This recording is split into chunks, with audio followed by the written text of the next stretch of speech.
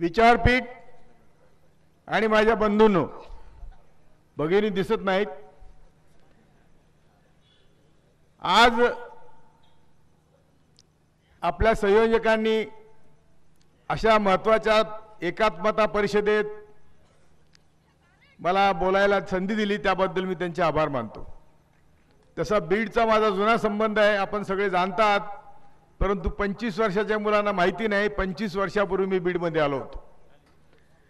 आज आपण ज्या कारणासाठी जमलेलो आहोत त्या एकात्मतेसाठी आमच्या देशाला बाबासाहेब आंबेडकरांनी बुद्धाच्या विचाराचा पाया ध्यानात ठेवून भारतीय संविधान दिलेलं आहे।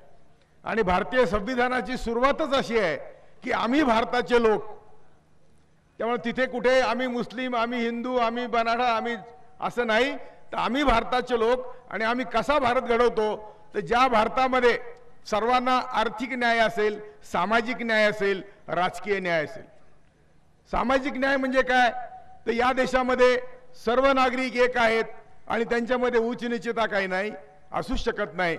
आणि आर्थिक न्याय म्हणजे या देशामध्ये प्रत्येक नागरिकाला, अगदी कुणीही सांगत नाही असा भारतीय संविधानाचा अर्थ आहे, परंतु तो लावला जात नाही की प्रत्येक भारतीयाला। आता एका स्वामींनी महागाईचा उल्लेख केला, डाळीचा उल्लेख केला।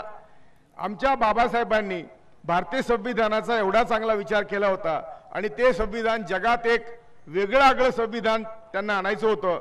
त्यांचा मूळ मसुदा घटनेचा असा होता की या देशातील प्रत्येक नागरिकाला अन्न, वस्त्र, निवारा आणि आरोग्य या सगळ्या गोष्टींसाठी लागणाऱ्या वस्तू या ना नफा ना तोटा, पुन्हा रिपीट करतो की जी महागाई आज तुम्हाला तुमचा पिच्छा सोडत नाही, त्या महागाईचा विचार बाबासाहेब आंबेडकरांनी संविधान तयार करताना केला होता आणि प्रत्येक नागरिकाची महागाईतून सुटका व्हावी असा विचार केला होता।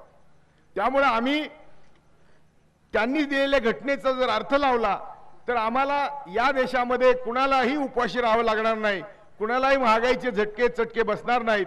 कारण ते असं म्हणत होते की आमच्या ज्या आम्हाला मूलभूत माणूस म्हणून जगायचा अधिकार दिला, तो माणूस म्हणून जगायचा असेल तर मला अन्न, वस्त्र, निवारा, आरोग्य आणि शिक्षण पाहिजे। आणि ते जर मिळायचं असेल तर त्यावर कोणी नफा कमवता कामा नये। आज आमच्या देशामध्ये प्रत्येक गोष्टीवर नफा कमवण्याची एक चंगळवादाची प्रवृत्ती आलेली आहे आणि त्यातून मुठभरांची आता सगळी सत्ता गेलेली आहे। या देशातल्या शेठजी भटजींनी सगळी सत्ता काबीज केलेली आहे आणि त्यांच्यासाठी या देशातल्या सगळ्या यंत्रणा राबतात। आत्ता त्यांनी सांगितलं की ती मुस्लिम मुलांना त्यांनी जेलमधून सोडवलं। खरं म्हणजे आपण सर्वांनी करकरेंचे आभार मानले पाहिजे की करकरेंनी आम्हा सर्वांना ही दिशा दाखवली। आज देशामध्ये एका संघटनेच्या किंवा हिंदुत्ववादी संघटनेच्या नावावर 18 बॉम्बस्फोट आहेत, 18 ज्याचे चार्जशीट कोर्टात दाखल केलेले आहेत, परंतु ते बाहेर येत नव्हते, ते फक्त करकरेंनी बाहेर काढले। मित्रो, आमच्या देशाची परंपरा फार वेगळी आहे, फक्त आजकाल देशामध्ये त्याच्यावर कोणी विचार करायला तयार नाही। अगदी विवेकानंद म्हणतात की ह्या देशाची जी आमची भारत मातृभूमी आहे, या मातृभूमीमध्ये मुस्लिम आणि आपली मातृभूमी भारत ही इस्लाम आणि हिंदू या दोन महान परंपरांची मिलाप झालेली भूमी आहे। आणि या भूमीत वेदांत मेंदू आणि इस्लामी शरीर हे एकत्र आले पाहिजेत, अशा प्रकारचं आत्ताच आपल्याला स्वामींनी सांगितलं, शंकराचार्यांनी सांगितलं, परंतु विवेकानंदाने या फार पूर्वी मानून ठेवलंय। आणि ते म्हणतात की बुद्ध हा या देशातला सर्वात विचारवंत, विवेकानंदाचं म्हणणं असं आहे की बुद्ध हा देशातला सर्वात मोठा विचारवंत आणि ज्यामुळं या देशाला आम्हाला घडवलं, ते असं म्हणतात पुढे की भारतातील थोर विचारवंतांमध्ये बुद्ध हे असे एकमेव आहेत की ज्यांना जातीभेद मान्य नव्हता, धर्मभेद मान्य नव्हता। इतर सर्वच दार्शनिकांनी आम्हाला अंधश्रद्धेत लोळवलंय। आम्ही एक विचार केला पाहिजे की आम्हाला या देशामध्ये हिंदू, मुस्लिम, ख्रिश्चन कुणी धर्म असतील, या सर्व धर्माची जोड घालायची असेल तर आम्हाला फक्त मानवता धर्माप्रमाणे चाललं पाहिजे। आणि मानवता धर्म जर आपल्याला पाळायचा असेल तर या देशातला प्रत्येक माणूस अन्न, वस्त्र, निवारा आणि आरोग्य त्याला मिळालं पाहिजे, तरच तो ते करू शकतो। मात्र आज तसं होताना दिसत नाही।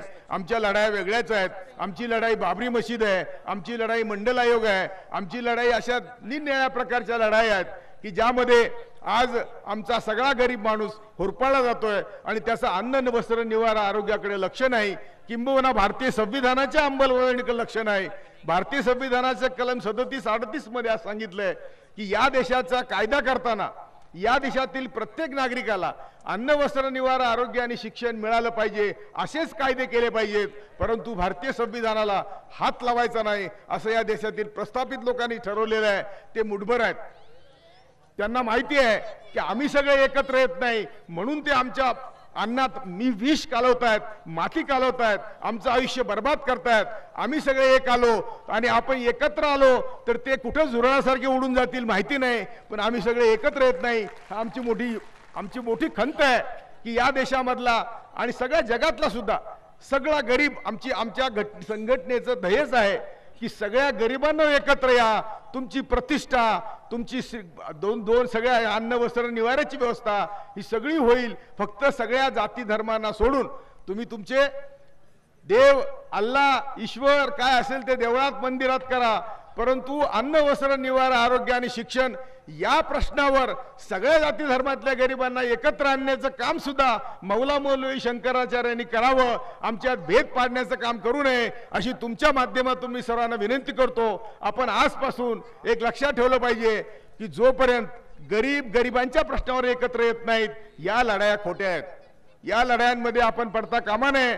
आमच्यावर जो अन्याय होतोय, आमच्यावर जे काही अगदी एक खुनी आमच्या देशाचा पंतप्रधान आहे आणि दुसरा खुनी रुलिंग पार्टीचा अध्यक्ष आहे, ही फार दुर्दैवाची गोष्ट आहे. ही दुर्दैवाची गोष्ट आहे आणि मी हे जाणून बुजून म्हणतो कारण माझेच गुरु जस्टिस कृष्णा अय्यर आणि जस्टिस सावंत यांनी गुजरातमध्ये 2 महिने राहून त्या सगळ्या या दंगलींचा अभ्यास केला, साक्ष नोंदल्या आणि त्यांनी नंतर त्यावेळेस सांगितलं की या दोघांवरही खुनाचे खटले भरले पाहिजे. अशा परिस्थितीमध्ये खुनाचे खटले तर बाजूला राहिले. मी असं म्हणतो की आम्ही सगळे विभागलेले असल्यामुळं, आम्ही सगळे दुभंगलेले असल्यामुळं आम्हाला देशामध्ये मुठभर अगदी 1% सुद्धा ते लोक नाहीत. त्या लोक म्हणजे त्यात थोडेफार मौला मौलवी असतील, फादर पादरी असतील, शंकराचार्य ब्राह्मण असतील, या सर्वांना जर आम्हाला धडा शिकवायचा असेल तर आम्हाला छत्रपती शिवाजीपासून सगळ्यांचा आमचा इतिहास समजून घेतला पाहिजे. अगदी छत्रपती शिवाजींच्या राज्यामध्ये लिखाणामध्ये मी मुद्दाम पुस्तकं दाखवतोय कारण कोळसे पाटील काही बोलतात अशी एक ब्राह्मणवाद्यांची आवई असते आणि म्हणून मुद्दाम पुस्तकाचा आधार घेऊन सांगतो की छत्रपती शिवाजीच्या राज्यात दप्तरामध्ये कुठेही मुस्लिम शब्द नव्हता. मुस्लिम असा शब्दाचा त्यांच्या कुठेही उल्लेख नाही. ते तुर्क आहे, पठाण आहे, बाकीचे मोगल आहे, अशा प्रकारचे वंशावरचे हे आहेत. त्यांनी कुठेही मुसलमान, हिंदू हा शब्द त्यांच्या डोक्यात नव्हता. तरी देखील आम्हाला अशा प्रकारे शिवाजी डोळ्यापुढे आणून ठेवलं. आमच्या मित्रांनी सांगितलं, मी तुम्हाला सर्वांना विनंती केली, 25 वर्ष तुम्हाला आठवत असेल की मी 91 साली विनंती करत होतो की हिंदुत्ववाद्यांच्या किंवा ब्राह्मणवाद्यांच्या तोंडामध्ये जर आपल्या चुलीतली गरम राख भरायची असेल तर माझ्या मुस्लिम बांधवांनी छत्रपती शिवाजी समजून घेतला पाहिजे आणि सगळ्यांनी शिवजयंती साजरी केली पाहिजे, कारण तरच आम्हाला खऱ्या अर्थाने त्यांना शव देता येईल. आम्ही समजून घेत नाही, विवेकानंद आम्ही समजून घेत नाही. विवेकानंदाने असं म्हटलेलं आहे की इस्लाम हा सर्वश्रेष्ठ धर्म आहे. विवेकानंद असं म्हणतात की इस्लाम हा सर्वश्रेष्ठ धर्म आहे, पण काय केलं पाहिजे तर वेद आणि धर्म, वेद आणि कुराण, इस्लाम हा सर्वश्रेष्ठ धर्म आहे आणि या धर्माने आम्हाला समता शिकवली. इस्लाम हा एक श्रेष्ठ धर्म असून त्याने आम्हाला समता शिकवली. इस्लाम येण्यापूर्वी आमच्या देशात बुद्धाने समता शिकवली होती, त्यामध्ये ती लुप्त पावली. ती समता पुन्हा आम्हाला इस्लाम धर्माने शिकवली आणि म्हणून ते म्हणतात की वेदांताचे सिद्धांत हे सूक्ष्म आणि सुंदर असले तरी ते प्रत्यक्षात येत नाहीत. इस्लाम धर्माने प्रत्यक्षात समता आम्हाला शिकवली, समतेची जोड दिली. म्हणून वेदातले सिद्धांत जोपर्यंत इस्लामाच्या लेवलला येऊन इस्लामप्रमाणे समता राबवत नाहीत तोपर्यंत आम्हाला वेदाचं काही कौतुक नाही, असं स्वतः विवेकानंद म्हणतात. आम्ही सगळ्यांनी लक्षात घेतलं पाहिजे की आम्ही देखील इस्लामच्या व्यतिरिक्त कोण कोण इस्लामला चांगलं म्हटलेलं आहे, कोणाकोणाने इस्लामची सेवा केलेली आहे, त्या सर्वांना बरोबर घेतलं पाहिजे. मी मुद्दाम, आम्हाला हिंदी येतं पण आमच्या महाराष्ट्रातल्या मुस्लिम बांधवांनी मराठीतच बोललं पाहिजे आणि सगळ्या आमच्या मराठी बांधवांबरोबर राहिलं पाहिजे. हा एकात्मतेचा एक दुसरा गुण आहे. तुम्ही मराठीत देशात राहता, मराठी बोललं पाहिजे, अशी कुठली तुमची ठराविक भाषा केलेली नाही, पण तरी देखील अनेक गोष्टी तुमच्या अंगावर लादलेल्या आहेत. त्या सगळ्या आपण समजू शकतो, पण मी तुम्हाला विनंती करतो, भाषणाला वेळ फार थोडा आहे, परंतु या देशामध्ये संविधानाची अंमलबजावणी करण्यासाठी देशातल्या सगळ्या गरिबांनी एकत्र आलं पाहिजे. त्यांची सगळी गरिबी घालवण्याची मी त्यांना हमी देतो. फक्त संविधानाच्या छत्राखाली आम्ही सगळे एकत्र या.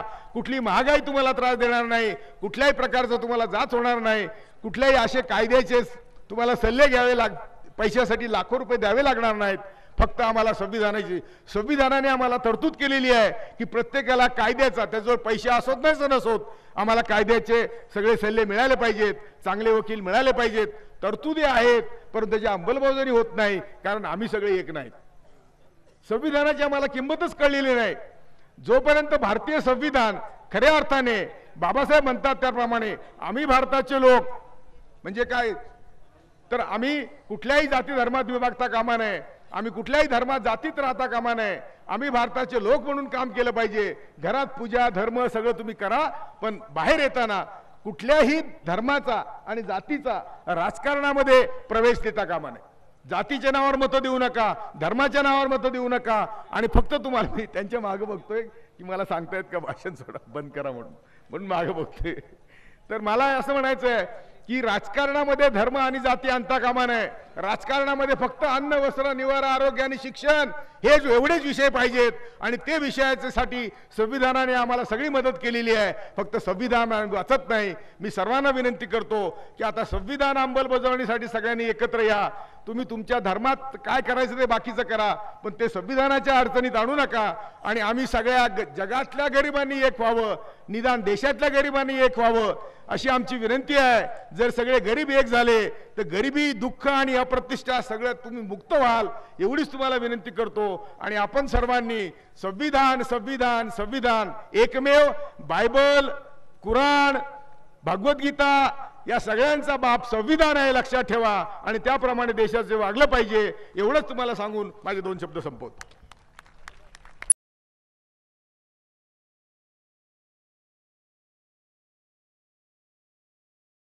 हम अपने मुअज़्ज़ज़ मेहमानों को जिस तफसील के साथ सुनना चाहिए सुन नहीं पा रहे हैं, हमारी ये मजबूरी है। अभी एक पर्ची मेरे पास आई है, बीड़ ज़िला के पत्रकार और मीडिया के लोग हज़रत मौलाना अरशद मदनी साहब दामद बरकातुहुम और स्वामी शंकराचार्य जी और एक दूसरे धर्मगुरु हैं, उनका इस्तकबाल करना चाहते थे। मैं उन तमाम हजरात और मीडिया के अफराद के जज्बात अपने अल्फाज में हज़रत सदर मोहतरम की खिदमत में पहुंचा रहा हूं। शंकराचार्य जी को भी उनके जज्बात पहुंचा रहा हूं। इससे ज़्यादा के लिए हमारे पास वक्त में गुंजाइश नहीं है। अब हमारे मुअज़्ज़ज़ मेहमानों में सिर्फ़ 2 ही शख्सियतें रह गई हैं। एक हैं खादिमुल कुरान हज़रत मौलाना ग़ुलाम मोहम्मद वस्तानवी साहब दामत बरकातुहुम, और आखिर में जमीयत उलमाए हिंद के सदर मोहतरम हज़रत मौलाना सैयद अरशद दामत बरकातुहुम। मैं बसद अदब एहतराम हज़रत मौलाना ग़ुलाम मोहम्मद वस्तानवी साहब दामत बरकातुहुम से दरख्वास्त करता हूँ कि हज़रत तशरीफ़ लाएँ और अपना पैगाम इस मजमे को दें।